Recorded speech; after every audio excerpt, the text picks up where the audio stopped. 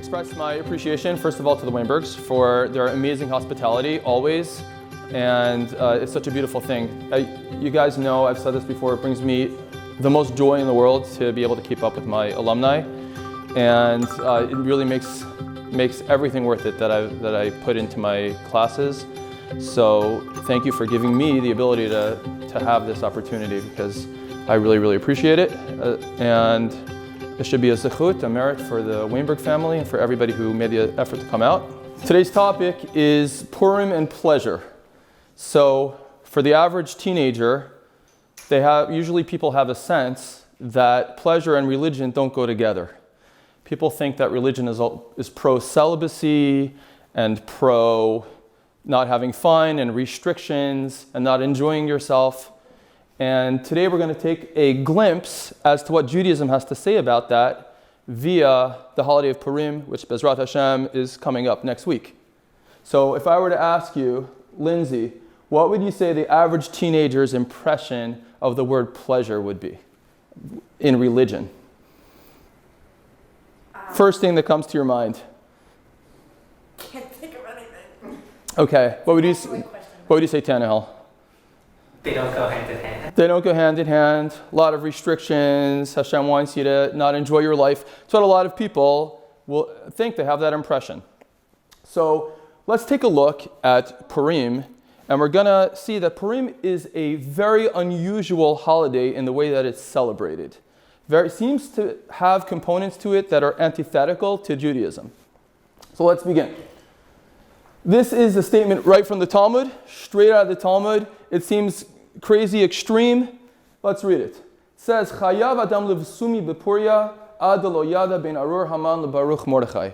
That someone is supposed to actually get drunk on Purim to the extent where they don't know the difference between blessed is Mordechai and cursed is Haman. That means it sounds like they should get themselves into such a stupor that they come out saying blessed is Haman because they don't know the difference. Clearly, totally not sober. Now, this statement is pretty wild, and the reason it should seem very unusual to us is because it seems to fly in the face of everything that Judaism stands for. It stands for sobriety, thinking through your actions, studying Torah with a certain peace of mind and logic and understanding, and think things through, and don't be rash and don't be impulsive. Everything Judaism promotes seems to fly right out the window over here. So we all see images of people getting drunk on Purim, etc. And I just want to give a little caveat before we start, and that is that there is another way to fulfill this law beyond just getting drunk. If a person, by getting drunk, it's not going to bring them closer to Hashem, if it's going to make them just act in a crazy way. So what we do is, it's brought in the code of Jewish law, just drink a little more than usual, which for me is already like an eighth of a cup, and go to sleep. And then you also don't know the difference between blessed is Mordechai and cursed is Haman. But putting that on the side, ideally, if it really would bring you closer to Hashem, this is what the Talmud says, the way people are celebrating Purim. It seems to fly in the face of everything we know about Judaism, about being sober and being thoughtful and being pensive. And let's take a look at some red flags that this should raise. So, of course, we know the Shulchan Aruch, the Code of Jewish Law, begins. The very first chapter tells us that what is the mindset that a Jew should always have? Shiviti Hashem lenegdi tamid. I always place Hashem before me. No matter where you are in life, no matter what you're doing, a person has a job. This is Jewish law. This is not Jewish thought. This is straight out of the Code of Jewish Law. It's a pasuk in Tehillim, but it's brought in Jewish law that a person has to always think that Hashem is in front of them. Now, that's very difficult to do if a person is in a drunken stupor. So, flies in the face of the very first chapter of the Code of Jewish Law. Another red flag that it should raise is tefillah. There's a law in tefillah that says when a person says the Amidah, they have to be sober enough. If they drank, they have to be sober enough to be omed bifnei hamelech. They know they're standing in front of the king. That means, ideally, when we say the Amidah, we're supposed to focus and concentrate and think of the translations of the entire thing from beginning to end, which of course is called kavanah. We're supposed to have kavanah. We're supposed to focus on what we're saying. But for the average person, that's very difficult to do for a long time. So, minimally, the Code of Jewish Law says that a person at least has to know you're in Hashem's office. When you say the Amidah, it's a very intimate time. You're quiet, you're not noisy, so nobody else can hear you. You're separating yourself from the outside world.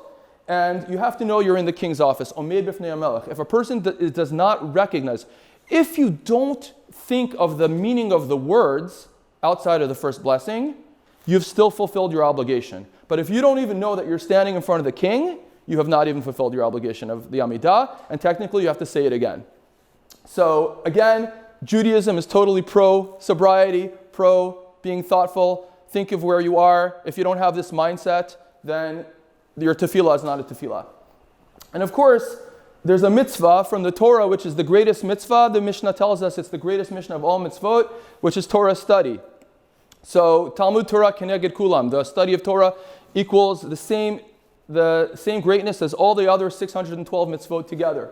So Torah study is all about mindfulness, thoughtfulness, being pensive, thinking through logic, thinking through rationale for things. So the idea, when people think about people getting drunk or getting a little bit tipsy, they don't think of Judaism. That's probably their last thought. Judaism seems to stand for everything that is the opposite of this. So how do we possibly explain this idea by Purim? The whole idea of celebrating and a party and a Suda and a feast, like, what does it have to do with, why would we celebrate that way? Okay, so I want to ask one other question before we continue, and that is, when the Torah speaks about Yom Kippur, which would seem to be the very opposite of Purim, because Yom Kippur, of course, is a day of abstinence. When the Torah speaks of Yom Kippur, it says, Ach be'asar lachodesh hashvi hazeh, when it is the 10th day of this month, that means the month of Tishrei, because starting from when we left Egypt, that was the 7th month, the 7th month. Okay, Nisan, Iyar, Sivan, Tammuz, Av, Elul, Tishrei is the 7th month. Yom Kippurim hu, it is the day of atonement. Day of atonement. Now, Mishal, if you wanted to say it is a day of atonement in the singular, how would you say that? Yom Kippur. Yom Kippur, which is what we call it, Yom Kippur. But that's not the way the Torah refers to it. The Torah refers to it in the plural. It is a day of atonements, Yom Kippurim, with the suffix making it plural. So what's the idea over here? Why does it say Yom Kippur in the plural? So there is a famous idea brought by the Zohar. The Zohar is a famous Kabbalistic book written by Rabbi Shimon Bar Yochai, the periods of the Mishnah. I see some nods. That means you guys are taking Jewish history. And he says the following, that there is an allusion in this statement. That means there is a hint. The Torah is hinting something to us. That Yom Kippur, a kaf prefix, could also mean, anyone know what kaf prefix means in Hebrew? Like. Excellent. Yom Kippur is a day like Purim. It's a day like Purim. Now, of course, Purim is not a biblical holiday. It happened 1,000 years, 900 and something years after the canon of the Torah was completed. So, nonetheless, Hashem can hint to anything he wants because Hashem ultimately knows the future. And he hints in these words, says the Zohar, the famous Kabbalistic book, he's hinting that Yom Kippur is a day like the future holiday of Purim. Now, at first glance, that seems absolutely wacky, seems to make no sense. Yom Kippur is the exact opposite of Purim. Yom Kippur is a day of abstinence, where we don't eat, we don't drink, we don't wear comfortable shoes, we don't bathe ourselves, we don't wash ourselves. And Purim is all about feasting and being happy and partying. They seem to be complete opposites. So one question we asked was, how do we explain the way we celebrate Purim in the first place? Seems to fly in the face of what we know about Judaism. But in addition to that, how can the Torah make a statement based on the way the Zohar explains it, which says that Yom Kippur is compared to Purim? It's like Purim. They're total, complete opposites from each other. They couldn't be farther apart. Now, let's take this question a little bit further. Mr. Luca, when you compare A to B, if I say you're as cool as Ryan, who's the standard over there? A or B? Who's the standard of coolness? A. I'm saying you're as cool as Luca, as Ryan, okay? So the second thing is always the standard. I'm saying you're like him, right? Okay, so I say that Sarah Wolf is as good a driver as Jay. That means Jay is my standard, and I'm saying Sarah is as good as her. So over here in our comparison, it says Yom Kippur is a day like Purim. So Eli, what's the standard over here? Which one? It's Purim. Purim is the standard of holiness. How can we explain that? Greater than Yom Kippur? Greater than Yom Kippur? Yom Kippur is only like Purim, but not even as great as Purim itself. How could we possibly, if you ask your average Jew what's the holiest day of the year, everyone's going to say Yom Kippur. Kippur, abstinence, praying the whole day, staying in synagogue the entire day. Purim is the opposite of that, and yet Yom Kippur is only like Purim, but Purim is the standard. How can we explain all this? Okay. So, if we want to get a glimpse into the Jewish view of pleasure, indulgence, how is a Jew supposed to perceive Olam Hazeh, this world? Are we supposed to be involved in this world? Are we supposed to be separated from this world? Should we be aesthetic? Should we be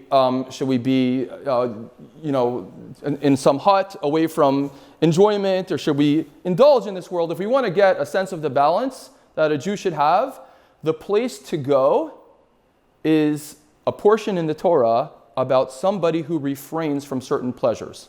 Now, what is that portion in the Torah? See if Joel remembers. What's the portion we're going to go to? I can't tell you the parsha, but I know the name. What's the name? Nazir. The Nazir. Excellent. We're going to go to the Nazir. Fantastic. The Nazirite. Now, this is in Bamidbar chapter 6. Bamidbar chapter 6 is about somebody who overindulged in his pleasures, and therefore it was taking him away from his service of Hashem. He was too focused on his own body, on his drinking, his alcohol, etc. So he needed to take a step back. So the Torah has a portion called the Nazir, the Nazirite. It's Bamidbar chapter 6.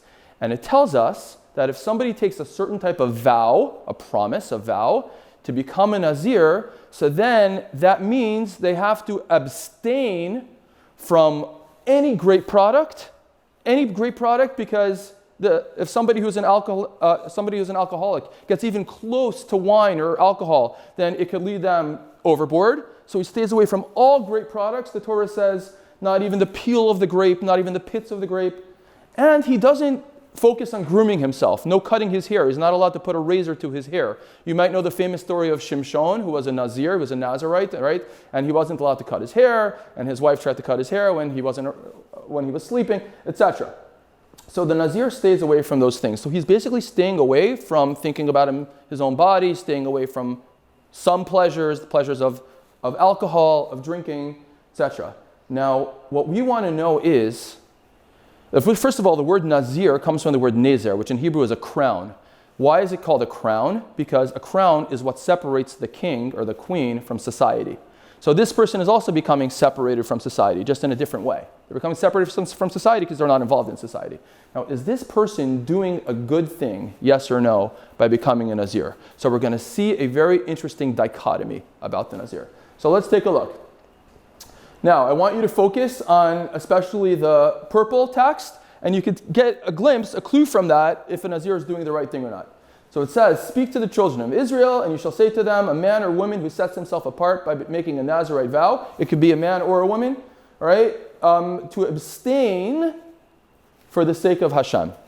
Nazir lahazir lashem. They're abstaining for the sake of Hashem.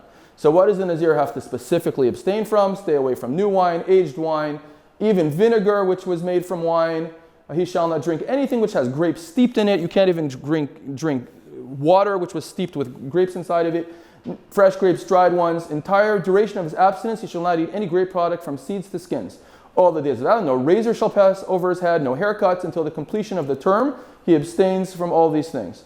All right, etc., etc. I'm going to skip Pasuk 6 and 7 because that's a whole new discussion. And look at Pasuk 8. For the entire duration of his abstinence, he is holy to the Lord. So, Orin, if I could ask you, nice and loud because you're in the back there. Okay. If you're analyzing this text, would you say somebody who's abstaining from pleasures of this world, to try to focus less on themselves and more on their service of Hashem, does this text seem to imply they're doing a good thing or a bad thing? A good thing. And where are you seeing that from? Says he's holy to the Lord for the entire duration Holy to the Lord. It doesn't get better than that, right? Imagine if the Weinbergs get a report card from Posnack for Joel Weinberg, and it says, Joel has been holy to the Lord this semester. That's pretty good. I'll take that any day, right? So that's a pretty good compliment. Seems very clear that he's doing a great thing, if we only look at that section. But now, let's continue reading, and we're going to see a little bit of a contradiction, a dichotomy over here. When the Nazir is finished with his term, the average Nazir term is 30 days. If he doesn't say anything more, it's just 30 days. What happens at the end of his 30 days? So he has to do certain rituals, and he brings certain offerings, certain sacrifices. So if we continue, it says, his offering shall be, he shall bring his offering to the Lord, one unblemished lamb, it's a burnt offering, okay, an unblemished ewe lamb in the first year as a sin offering. He has to bring a sin offering, that means an offering for having performed a sin. So Adam, what does that tell you about somebody who's abstaining from this world? Are they doing a good thing or a bad thing? If you just have this pasuk in a vacuum. They'd be doing a bad thing. And you know that because You need to give a sin offering. only if you look at all the examples in the Torah of sin offerings, it's where you did something wrong. If you're bringing a sin offering, that means you sinned. So how at the same time is it possible to simultaneously be becoming holy to Hashem by abstaining, and at the same time you're doing something wrong? That makes no sense. It's impossible. It's a dichotomy. How do we explain this? Suggestions? Eli, no cheating from prior things you've learned in my class, though. Okay. Nothing. Go ahead. It'll bring me joy. You're wasting the opportunity that God gave you to enjoy the pleasures of the world. Okay, it's a good start, but you only answered half of it, so that's why it would seem to be a bad thing. And how is he becoming holy to Hashem? By abstaining from the things that prevented him from devoting himself to Hashem 100%. So, is he coming closer to Hashem by abstaining or by indulging? Which one? Think about it. Joel wants to finish off. It's like really, it's the same person, same family. He wants to finish off. Yeah. That he comes up realizing that he has to enjoy in moderation. Okay. Enjoy in moderation. Excellent. So before we answer this question, and we're on the right track, let's first understand just this pasuk in a vacuum. The Nazir is doing a sin. What is the sin that he's doing? What is he doing wrong? He's not hurting anyone. He's not doing anything offensive to Hashem. He's just abstaining from certain things. So who cares? Who cares? Do whatever you want in a closet. I don't care. You're not harming me. So let's see this is the dichotomy of the Nazir. Let's see what the Rambam says, what Maimonides says. Now this is, in my humble opinion, one of the 10 most famous pieces of the Rambam ever, Maimonides. Okay. Amazing. Now, in order to understand this, you have to have a little context. In the previous chapter, this is called the laws of Deot. Now, Deot means da'at is knowledge. The way Maimonides, Rambam, uses the word da'at or Deot is midot, character traits. It's a book about character traits. This is in his body of 14 books of Jewish law. One of them is on perfecting your character. So, in the previous chapter, he's talking about improper midot, improper character traits, things that lead a person astray. Arrogance, focusing too much on yourself, too much selfishness, too much stinginess. All these things lead a person in the wrong place. Okay, that was the previous chapter. So now he begins chapter 3 and he says, if that's the case, maybe every person should just become a hermit. Go live in a little secluded hut on the top of a hill, like some priest do, and don't talk to anyone, and you're never gonna be arrogant because you're not showing off for anybody, you're not competing with anybody. Maybe every person should just become a hermit on top of a hill. That's the way you should live, and then you're never gonna run into any of the character flaws that he mentioned in the previous chapter. Maybe that's what you should do. So let's see what the Rambam says. Again, this is one of the most famous statements of the Rambam. Person might say, since envy, desire, the pursuit of honor, and the like are a wrong path, and they drive a person from the world, I shall separate from them to a very great degree and move away from them to the opposite extreme. He will not eat meat, he won't drink wine, he's not going to live in a pleasant home, he's not going to wear fine clothing. Rather, he's going to wear sackcloth and coarse wool and the like, just as the pagan priests do. I'm not going to wear any nice clothes, I'm going to wear the sackcloth, which is basically a potato sack. Okay, I'm going to live away from people, no meat, no wine. So the Rambam says, despite what you may have thought, this too is a bad path, and it is forbidden to walk upon it. Whoever follows this path is called a sinner. If you completely abstain from every enjoyment in the world, you're called a sinner. Now, how does Rambam know that you're called a sinner? Where is he getting this from? He quotes right here, the pasuk we just saw, chapter 6. It says concerning a Nazirite that he has to bring an atonement for having sinned regarding his soul. Our sages declared, if the Nazirite who only abstained from wine, that means he only abstained from one pleasure, requires atonement, how much more so does one who abstains from everything? So before we go any further, Sarah Wolf, how does Maimonides understand what is the sin of the Nazir? What is he doing wrong? He's not enjoying He's not enjoying Hashem's world. He's not enjoying Hashem's world. Now this is the example that I give people. Imagine that grandma's visiting from, where is grandma visiting from? Parkland. Grandma's visiting from Parkland. That's a horrible example. Can we get someone who's a little farther? Grandma's visiting from? Brazil. Grandma's visiting from Brazil, so she comes to visit the Luca family.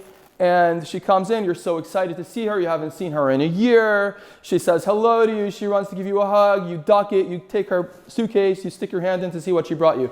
And she brought you a beautiful necklace, okay? Now, if you take that necklace and you stuff it in your drawer and you don't wear it at all whenever she sees you, how is she gonna feel? Not very good. Now, why did she get it to you? Is it because you need the money? She could have given you the $50 the necklace cost. Why is she getting you that necklace? She's getting you that necklace because, what does she want you to think about every time you wear it? Her. Every time you wear this necklace, you think, oh, who got that for me? Grandma loves me. And it creates a bind. Creates a bind between you and grandma. So if you don't wear it, it's insulting. It's insulting because you're refusing her reaching out to you to show her love.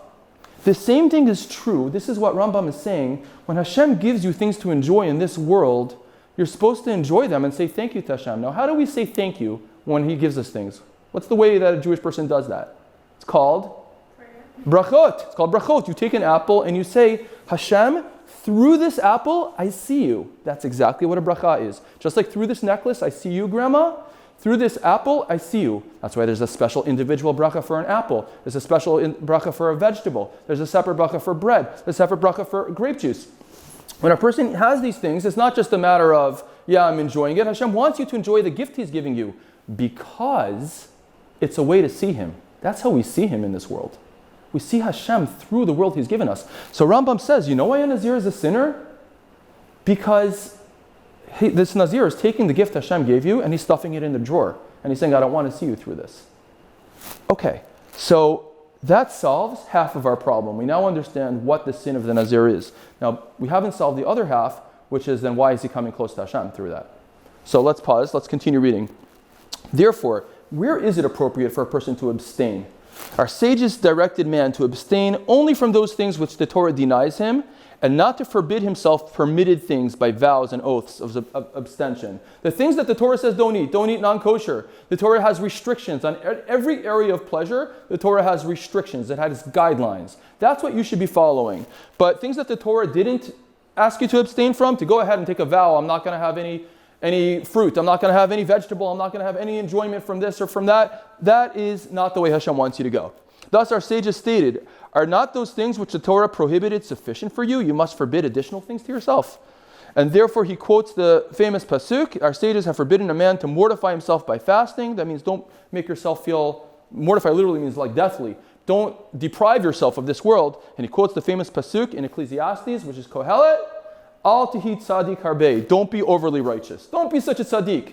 What does that mean, don't be such a tzaddik? It sounds like something your mother would tell you, right? When you're trying to punish your little sibling. Mom, I'm going to punish my sibling for you, and so you don't have to do it. No, don't be such a tzaddik. Over here, what Hashem is saying is, don't be more righteous than I told you you have to be, because I'm giving you these gifts that you see me through that.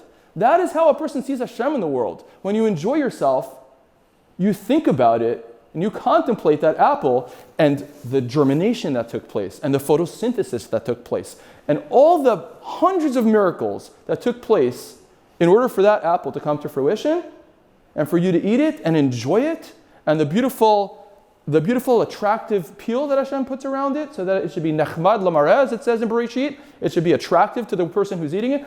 You should be thinking about all of that before you make a bracha. That's what Hashem wants. So now we have our problem here. If this is the sin of the Nazir, how could it be that a Nazir is also becoming close to Hashem at the same time?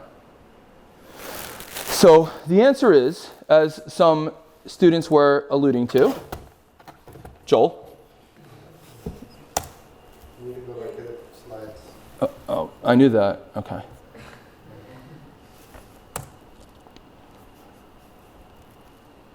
Okay. So the answer is that imagine I take a class trip. We're going to take a class trip, and we're going to visit Alcoholics Anonymous. All right? And a fun trip. It's like a COVID trip. You can't, So you go to visit Alcoholics Anonymous, and we're standing outside the window, and we see like a little meeting, and everyone's sitting around in a circle, and Adam looks inside and he makes the statement, and he says, it's so sad that these people have to be here. And then Jay makes the statement, and she says, it's so fortunate that these people can be here. Now, how are both those statements true at the same time? What would you say, Dr. Gilman, our in-house psychologist? Yeah. Why are both the statements true at the same time? It's a perspective. How could it be it's sad that they have to be here, but it's so great that they can be here at the same time? It's the complexity of the human beings, So Can be both at the same time. it's sad that they got themselves into the situation where they're not involved in this world. They're not with their family. They're not enjoying their family life. They're not enjoying their job. They're not enjoying interactions. That's the sad part. But it's fortunate because of where they are in their life at this point. They overindulged. For them, they need this to be rehabilitated. For somebody who has balance in their life, it's a sad thing to have to be there. But for somebody who didn't have balance in their life, which by the way is all of us at certain points, it's necessary. The way to get rehabilitated and come back to normalcy and come back to a balance in your life is to take a step back and abstain. That's what you need at times.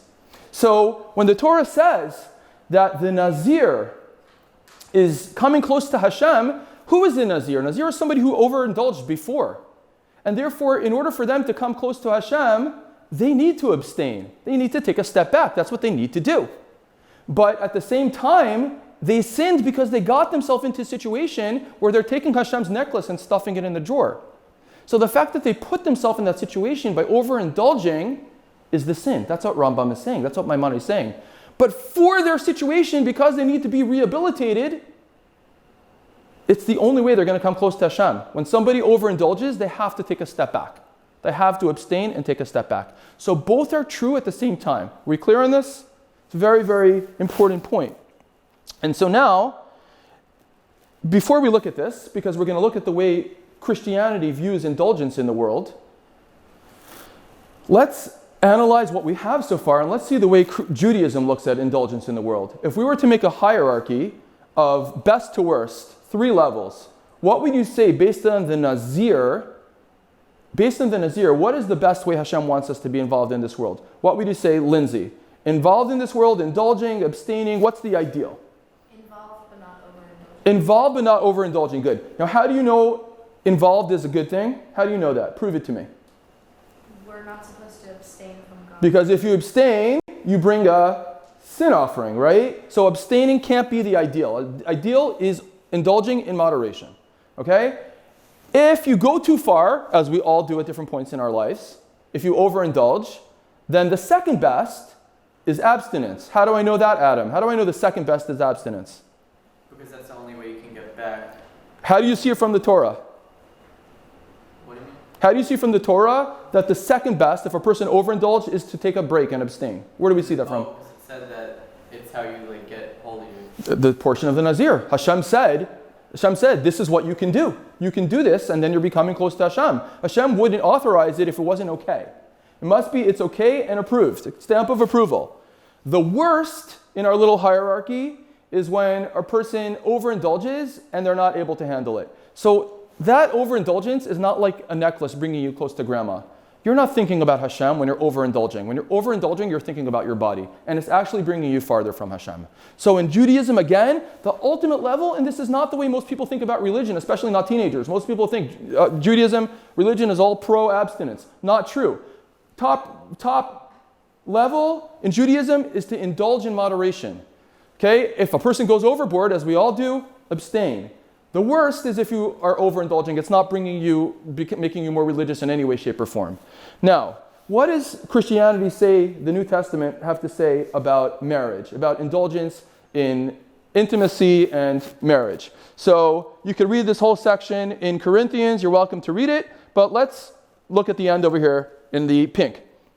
It says, if she's getting along in years, he feels he ought to marry. I'll have a little summary on the next page. He should do what he wants. He is not sinning. They should get married. But the man who has settled the matter on his own mind, who is under no compulsion, that means he doesn't feel an urge, has control over his own will, and who has made up his mind not to marry the virgin, this man also does the right thing. So then, he who marries the virgin does right, but he who does not marry her does even better. Okay? A woman is bound to her. Okay, skip that. So Christianity is saying indulging is not the top level.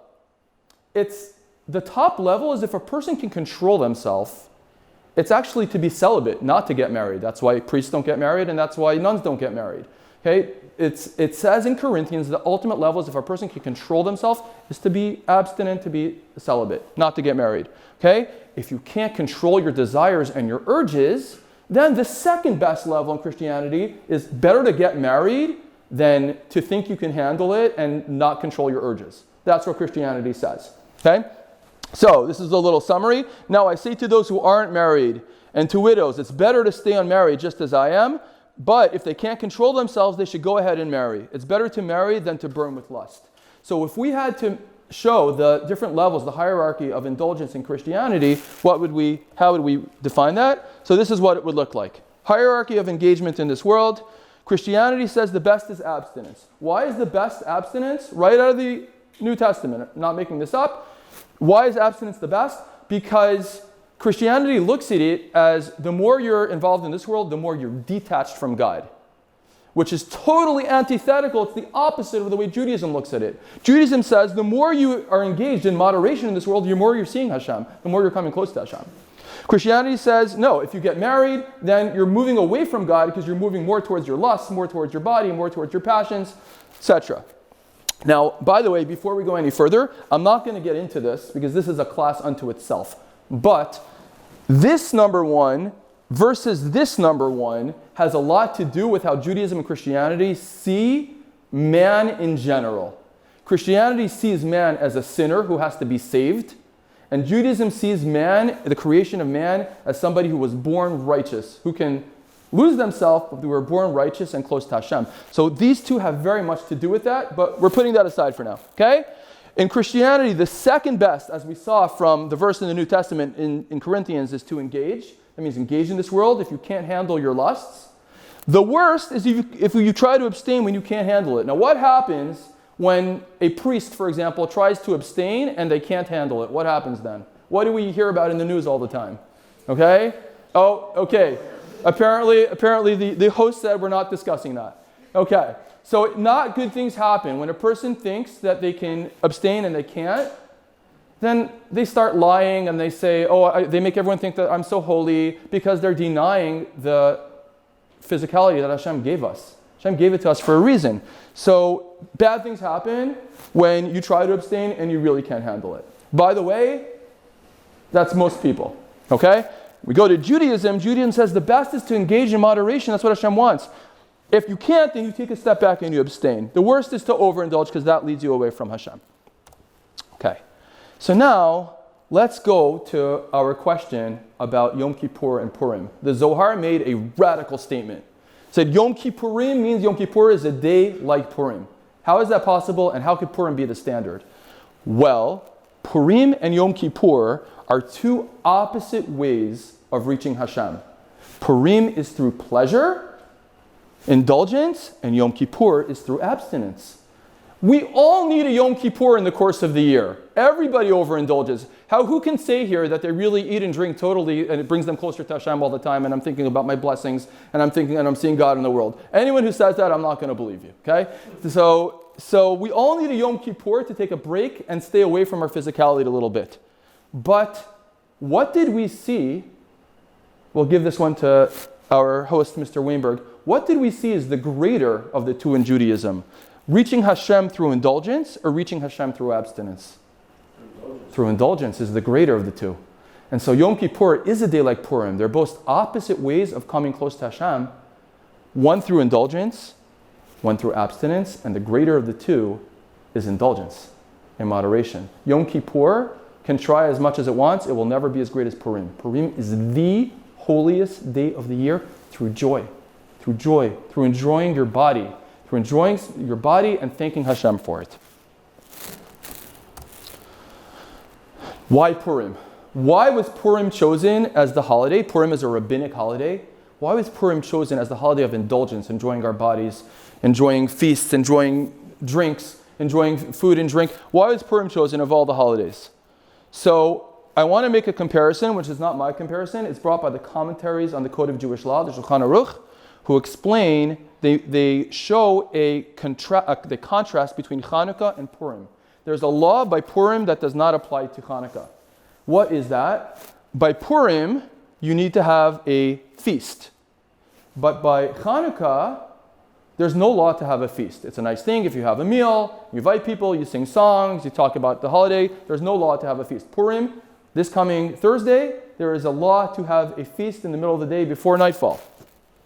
Where's the difference coming from? So let's look by Purim. What was Haman out to do? What was he trying to do? Was it a religious fight? Was it a physical fight? Was it genocide? So it says very clearly, Haman said to King Ahasuerus, there's a certain people scattered, separated among the peoples throughout the provinces. Yeah, okay. They're no use to the king. If it pleases the king, let it be written to destroy them. I am out to annihilate their bodies physically. And I will weigh out 10,000 silver talents into the hands of those who perform the work. So Haman said, let me kill them, let me wipe them out, men, women, and children, every single one, taf and Hashem, young children and women, b'yom echad, in one day. He wanted to annihilate the Jewish people, eradicate them in one day, and I'm offering you 10,000 silver talents. I'm not talented enough to know how much a talent it is, but he offered them 10,000 silver coins if you let me do it, Ahasuerus. What did Ahasuerus say? Keep the money. You can go ahead and do it. Money's yours. Took off his ring, with a signet ring. You have the power to do it, to sign any decree you want. Now let's go to Hanukkah. This is copied from the Rambam, the laws of Hanukkah, in his introduction. What were they out to do? What were the Greeks out to do? In the times of the Second Temple, the Greek kingdom issued decrees against the Jewish people, attempting to nullify their faith, refusing to allow them to observe the Torah, its commandments. They extended their hand against their property, their daughters, their sanctuary, etc. The Jews suffered great difficulties from them. They oppressed them greatly until the God of our ancestors had mercy on them, and so on and so forth. Were they ever out to kill us in the story of Hanukkah? Were the Greeks ever out to kill us? No. They were out for our religion. They were out to what's called Hellenize us, to assimilate us, to make us Greek-like. It was a religious war. The Chashmonaim who stood up to fight for a religious war. They refused to be scared into doing all the tactics that the Greeks were asking them to do, because it was that important to them to keep their religious practices. It was a religious fight, and therefore, because of this difference, it says in the Code of Jewish Law that by Purim, it is obligatory to partake of a festive meal on the day. They went after our bodies. We celebrate with our bodies. We celebrate by saying, Hashem, thank you for the pleasures of this world. Thank you for the gifts of this world. But by Hanukkah, it says, there's no specific obligation to eat a meal on Hanukkah. The Ramah, which is, he is the rabbi in the Shulchan Aruch for Ashkenazic practices, he says, nevertheless, it's proper to have a meal, to tell over, the praises of Hashem in front of other people, but there's no law to have a meal. Why? Because on Hanukkah, they went after our souls. So we celebrate with our souls. As it says, on Hanukkah, we say it in the Al Hanisim prayer, L'hodot u'lahalel l'shimcha hagadol. Our job on Hanukkah is to praise, lehodot, to thank, lehalel, to praise Hashem's great name. That's where the difference comes from. Purim is all about thanking Hashem for our physical enjoyment and to reach Hashem through joy. I have seen people on Purim who, in my days in yeshiva and post-yeshiva, I have seen people on Purim who reach spirituality who, like no other time in the year. Yes, some of them were tipsy, okay? I personally, I've never gotten drunk in my life. I find it repulsive. I can't drink. That's just me. But some people may have gotten a little tipsy, but I've seen them literally crying when they were saying the Birkat HaMazon and reaching Hashem in ways that they wouldn't all year. That was how emotional they got through joy, like being at a wedding with Hashem. The Rambam says that unlike Christianity, where again, a person is ideally supposed to be ascetic and stay away from indulgences in this world, the Rambam says we have a mitzvah in the Torah to reach Hashem through every area of this world. It's called Bechol Derachecha Da'ehu. See Hashem in all your ways of your life. Oh. Hold on. Where did I just go?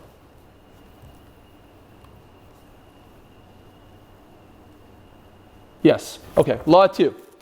A person should direct his heart and the totality of his behavior to one goal, becoming aware of Hashem. The way he rests, he rises, he speaks, everything. When a person goes to business, in the business world, it's not like you're doing something which is, you really shouldn't be involved in the business world, it's second best. No, when you go to business, you frame your mind, you frame yourself to think that I'm doing it in order to obtain that which my body needs. I need to support myself. So therefore, going to business becomes a mitzvah. When he eats, when he drinks, even when a person has intimate relations, he's not doing these things solely for pleasure. He should think about how it's bringing him closer to Hashem. I need these things in order to come closer to Hashem. Therefore, if you're really eating and drinking for the sake of coming closer to Hashem, because I need to support my body, you're not going to eat everything the palate desires. I'll leave out this little description because of some of our audience over here. But a person should not just eat everything that's bad for yourself. A person should eat those things which actually supports their body. So this is the mitzvah, the Rambam says, of Bechol Derachecha Da'ehu, know God in all your ways. And it's a very unique idea to Judaism, that a person should be involved in this world, and that is the ultimate way in which they will reach Hashem. So we're going to pause over here. Any questions? No. Amazing. One question. Okay, I'm scared. It's Dr. Goldman. I'm a little nervous. Okay. So, how do you determine moderation? How do you determine moderation? Well, I was actually planning on asking you that. You're the psychologist over here. I think that every person, on the one hand, needs to determine that for themselves, because they know is it making me more of a religious person? Is it making me see Hashem more? Or is it just enjoying my body more without any thought to it, without any focus, that the Rambam says, focusing? At the same time, even though every person needs to see themselves, Judaism is rich with texts saying that no person can be completely objective about themselves.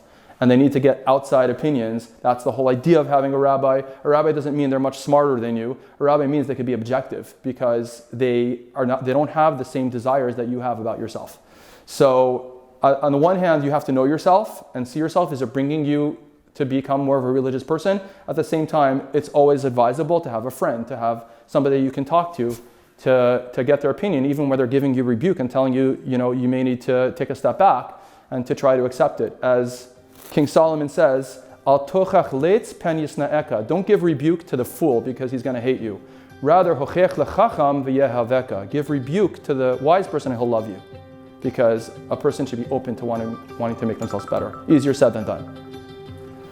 Okay, guys, I want to thank you so much. It gives me so much joy to keep up with you guys. And Bezrat Hashem, let's do it again soon.